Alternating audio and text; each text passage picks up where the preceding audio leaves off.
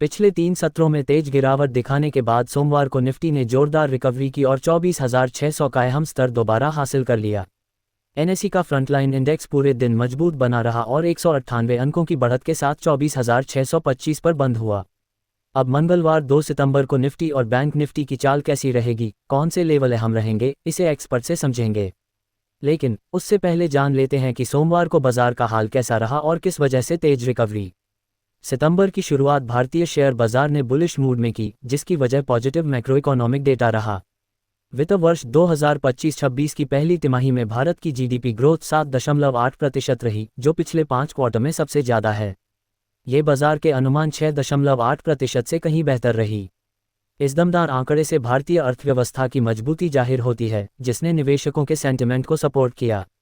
Domestic institutional flow भी स्थिर बने रहे, जिससे रैली को अतिरिक्त सहारा मिला। वहीं अमेरिकी बाजार छुट्टी की वजह से बंद रहे, इसलिए ग्लोबल असर सीमित रहा। मिड कैप और स्मॉल कैप में भी दमदार रैली। ब्रॉडर मार्केट ने फ्रंटलाइन इंडेक्स से बेहतर प्रदर्शन किया। निफ्टी मिड कैप 100 और निफ्टी स्मॉल कैप 100 क्रमशः 1.97% और 1.57% चढ़े, जिससे बाजार के अलग अलग सेगमेंट में मजबूत भागीदारी दिखी। 50 निफ्टी स्टॉक्स में से 42 हरे निशान में बंद हुए। रैली की अगुवाई ऑटो और आईटी सेक्टर ने की, जिन्हें अगस्त की उम्मीद से बेहतर सेल्स ने मजबूती दी। निफ्टी ऑटो इंडेक्स करीब 3% उछला। इसमें Bajaj auto, hero MotoCorp, Tata Motors और आयशर मोटर्स टॉप गेनर रहे। इलेक्ट्रिक व्हीकल कंपनियां ओला इलेक्ट्रिक और एथा एनर्जी भी रजिस्ट्रेशन में सुधार की वजह से चढ़ीं।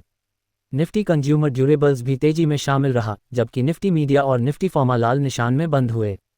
निफ्टी पर क्या है एक्सपर्ट की राय। एसबीआई सिक्योरिटीज के सुदीप शाह का कहना है कि 24,710-24,740 का जोन अहम रेजिस्टेंस बना हुआ है। अगर निफ्टी 24,740 के ऊपर टिककर निकलता है तो रैली 24,900 तक बढ़ सकती है। नीचे की तरफ 24,500-24,470 पर सपोर्ट है, जिसके नीचे टूटने पर निफ्टी 24,200 तक फिसल सकता है। एचडीएफसी सिक्योरिटीज के नागराज शेट्टी के मुताबिक शॉर्ट टर्म ट्रेंड अब ऊपर की तरफ मुड़ चुका है। अगर निफ्टी 24,700 के ऊपर बना रहता है तो ये 25,000 तक जा सकता है।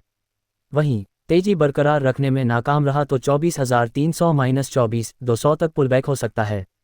निफ्टी अभी खतरे से बाहर नहीं।